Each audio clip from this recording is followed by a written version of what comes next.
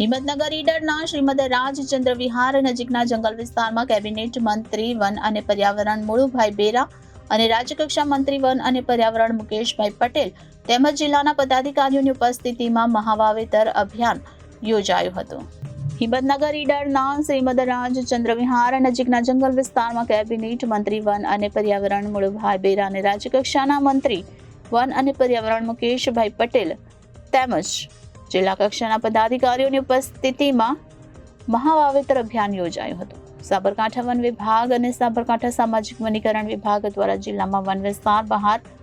1959 hectare વિસ્તારમાં 13.89 લાખ રોપાઓનું વાવેતર તથા જિલ્લાના વન વિસ્તારમાં 3057 હેક્ટર વિસ્તારમાં 22.67 લાખ રોપા મળી કુલ 5016 હેક્ટર વિસ્તારમાં 36.65 લાખ રોપાઓનું વાવેતર કરવાનું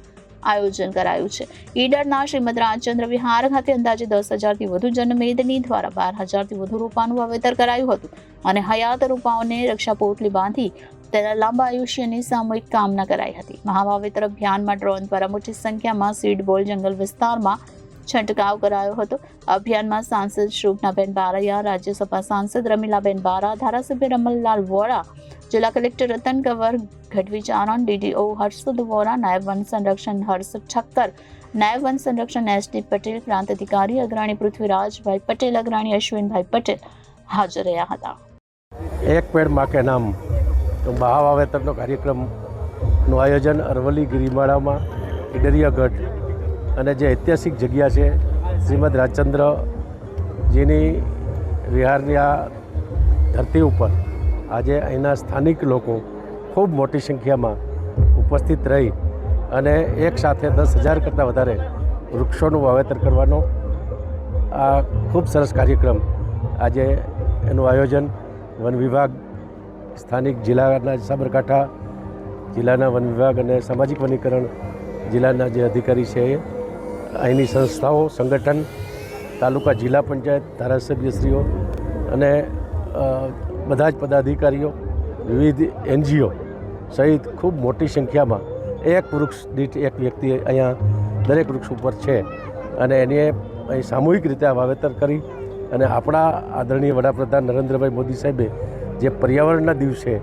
5મી જૂને એક પેડ માં કે નામની અપીલ કરી હતી, આપણા મુખ્યમંત્રી શ્રી ભૂપેન્દ્રભાઈ પટેલ સાહેબે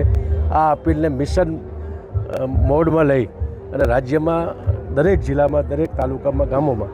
આ રીતનું એક પેડ માં કે નામનો જે વાવેતર છે એમાં લોકોનો ખૂબ સહકાર મળે એ પ્રકારની અપીલ કરી અને એના કારણે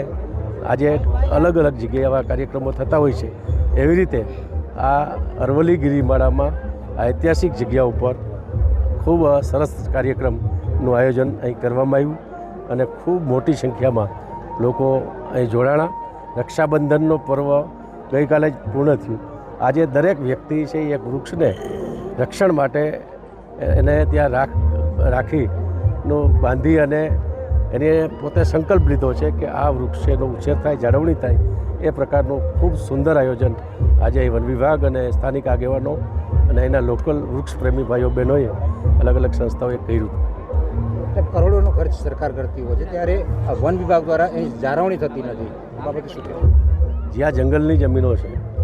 તે અને જંગલની બહારની જગ્યાઓ છે એ બે જગ્યા ઉપર વન વિભાગ જે રીતે ત્યાં વાવેતર કરે છે એમાં અલગ અલગ રીતે મોડેલ હોય છે. દાખલા તરીકે વન કવચ છે, નમો વન છે, હરિત વન છે, ઉપવન છે, પંચરત્ન વન છે. એ એક જગ્યાએ હોય તો એને બધી પ્રોટેક્શનથી લઈ, પાણીથી લઈ બાકીની બધી વ્યવસ્થાઓ કરતા હોય છે. સામૂહિક જે વન થતું હોય એ સ્વાભાવિક છે કે બધા જ રોપાઓ ઉછેરતા નથી અને એનો ખર્ચ પણ ખૂબ ઓછો હોય છે. સામાજિક વનીકરણનો હેતુ જ છે કે જે ગ્રામ પંચાયત સાથે અમે કે કોઈ રોડ સાઈડ છે એની કોઈ સાથે વાવેતર લોકોની ભાગીદારીથી કરીએ તો એમાં સ્થાનિક લોકો પણ એની જાળવણી કરે એ પ્રકારના સતત એને જાગૃત કરતા રહેતા હોઈએ છીએ. અને આજના સમયમાં અનેક જગ્યાએ અલગ અલગ NGO જે અમારી સાથે MOU કરે છે, દાખલા તરીકે સદભાવના વૃદ્ધાશ્રમ રાજકોટ છે, એ 4 વર્ષ સુધી એની જાળવણી કરવાનો પણ એમાં સમાવેશ એનો હોય છે અને એમાં પણ અમે 50-50% ભાગથી